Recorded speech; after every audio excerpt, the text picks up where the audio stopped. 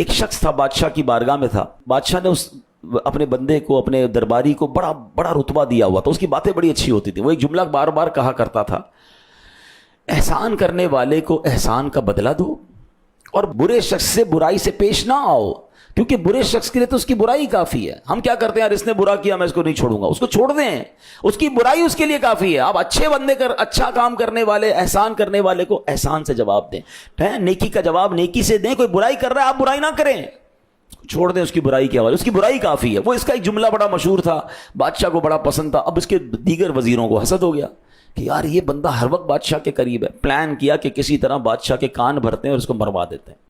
بادشاہ کو کہا, بادشاہ سلامت, یہ جو آپ جس درباری کے بڑے گن گاتے ہیں نا, بڑا شریف ہے, بڑا اچھی باتیں کرتا ہے, یہ آپ کے بارے میں پیچھے بری باتیں کرتا ہے. کہا نہیں ایسا نہیں ہو سکتا. کہا بادشاہ سلامت, یہ تو کہتا ہے بادشاہ کے منہ سے بدبو آتی ہے.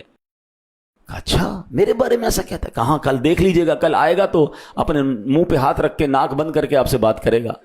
کہا ٹھیک ہے آنے دو کل. اب ان درباریوں نے کیا کیا, اس بندے کی گھر پہ دعوت کی اور اس کو کچا لہسن, پیاز اور ساری چیزیں کھلا دیں. جب صبح دربار میں جانے کا ٹائم ہوا, کہتا ہے یار منہ سے بدبو آ رہی, بادشاہ کو کیسا لگے گا. وہ اپنے منہ پہ ہاتھ رکھ کے گیا.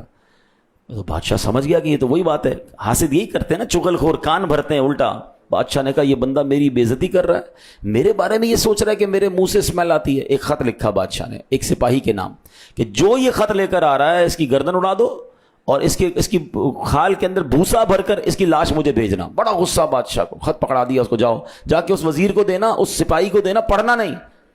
اور وہ جو حسد کرنے والا تھا وہ سارا ماجرا دیکھ رہا ہے کہ یار میں تو سمجھا بادشاہ سلامت آج اس کو مروا دے گا. بادشاہ نے تو تحفہ, کیونکہ بادشاہ کا یہ انداز ہوتا تھا کہ وزیر کے پاس بھیجتا تھا یا سپاہی کے پاس بھیجتا تھا کہ اس کو اتنے پیسے انعام میں دے دو, تو وہ تو سمجھا کہ اس کو انعام دے دیا بادشاہ نے.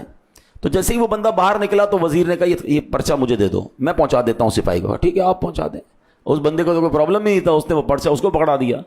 اب جو حاسد تھا, حسد کرنے والا بندہ تھا وزیر, وہ پہنچ گیا اس سپاہی کے پاس اور جا کے خط پکڑایا. جیسے ہی خط کھولا تو اس نے تو تلوار نکالی, کہ تمہاری تو گردن اڑانے کا حکم ہے. کہ نہیں میرا خط نہیں ہے, یہ خط تو اس کو ملا تھا. کہ نہیں بادشاہ نے یہ لکھا ہے جو خط لے کر آیا اس کو مارنا ہے. اس کا گردن بھی اڑائی, اس کی لاش میں بھوسا بھر گیا. اگلے دن صبح ہوئی تو وہ بندہ پھر پہنچ گیا بادشاہ کی بارگاہ میں. کہتا ہے یا بادشاہ سلامت, احسان کرنے والے کا بدلہ احسان سے دیجئے اور برائی کرنے والے کو اس کی برائی پر چھوڑ دیجئے, برائی کافی ہے اس کے لیے. بادشاہ کہتا ہے تم زندہ کیسے ہو؟ کہ کیوں, کیا ہو گیا؟ کہ کل تم آئے تھے, میں نے تمہارے لیے آرڈر دیا تھا. کہ وہ پرچہ تو میں نے فلاں بندے کو پکڑا دیا. کہ فلاں بندے کو پکڑا, وہ تمہارے بارے میں وہی تو کہتا تھا. کہ بادشاہ سلامت میں تو آپ کا ادب کر رہا تھا, میرے منہ سے کل اسمیل آ رہی تھی, میں نے لہسن کھایا ہوا تھا, اس لیے منہ پر ہاتھ رکھا کہ آپ کو تکلیف نہ ہو.